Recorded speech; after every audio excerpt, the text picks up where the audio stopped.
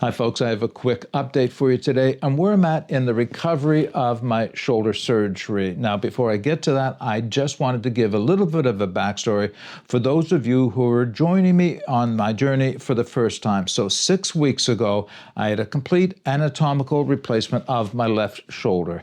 2 weeks into my recovery, I provided my first update to let everybody know what it was like during that period. If you're interested in hearing more about that, then I'll link that video at the end of this one and you can get caught up. All right, it's been 4 weeks since my last video. What's taken place? Well, just Thursday of this week, I met with my surgeon who gave me the go-ahead to begin physiotherapy. The other thing he said is I didn't have to wear a sling any longer unless I felt the need to.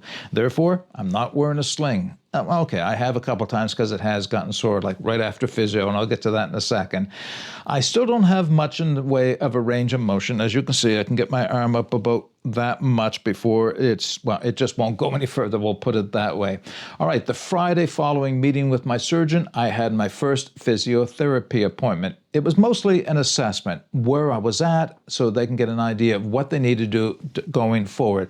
It was suggested that I take physio appointments twice a week, at least for the first month, and then they can be spread out a little bit more. I'll probably be in physiotherapy for approximately 6 months, so don't be surprised if your surgeon or your physio tells you that after your surgery. All right, so what have I learned? Number one, you really do need to be patient with yourself. You're going to be at this for a while if you have a surgery similar to mine. It's going to take time, and you have to understand that and be patient with yourself. Along those lines, do not listen to people who tell you that they were better in a shorter period of time. I had one of my relatives this week said they had the same, a friend of theirs had the same surgery I had, and they were back to golfing within 2 weeks. I guarantee you they did not have the same surgery I had. Likely they had a rotator cuff repair, and okay, that's important, and that's a serious piece of surgery in and of itself, but it's not the same as having a full anatomical replacement of your shoulder. So if you're going to listen to people who share their experience, make sure that they've had a similar experience to what you are expected to go through. So that's what I want to offer. My experience having gone through the complete anatomical replacement of my shoulder. All right, so that's number one. Number two, number three, follow your surgeon's directions the way they precisely as you can.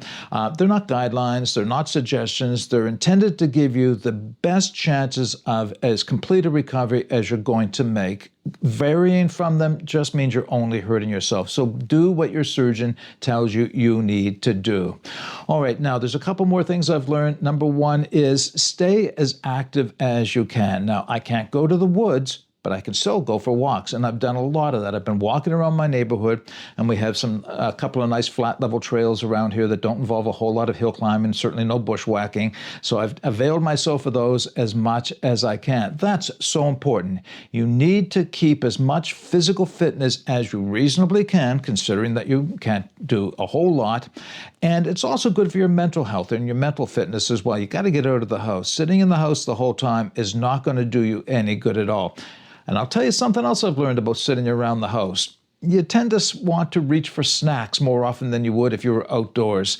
So that's something to think about. If you're not doing anything, you're sitting around the house and you're reaching for snacks, well, you know what follows, right? So here's my suggestion around having snacks. If you really feel the need to eat something, then make it something that's going to aid your recovery as opposed to hinder your recovery. And what I mean by that is highly processed, high carbohydrate snacks.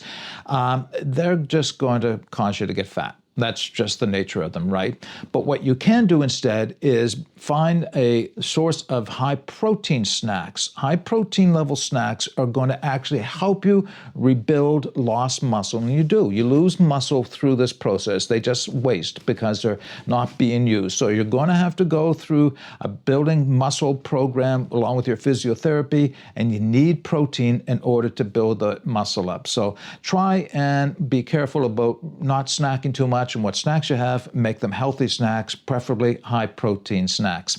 That's most of what I have learned. Now, the last thing I want to do before closing this video out is just a bit of a channel update. So if you've been following along, I've had a number of pre-recorded videos from, well, months in the past. Some of them, as you'll see, have actually been since last winter and into the summer, and I'm trying to post those as that makes appropriate. I have been able to make a few videos here at home, primarily flashlight reviews, power bank reviews, things that don't require me to go to the woods and things I can do with one hand, basically.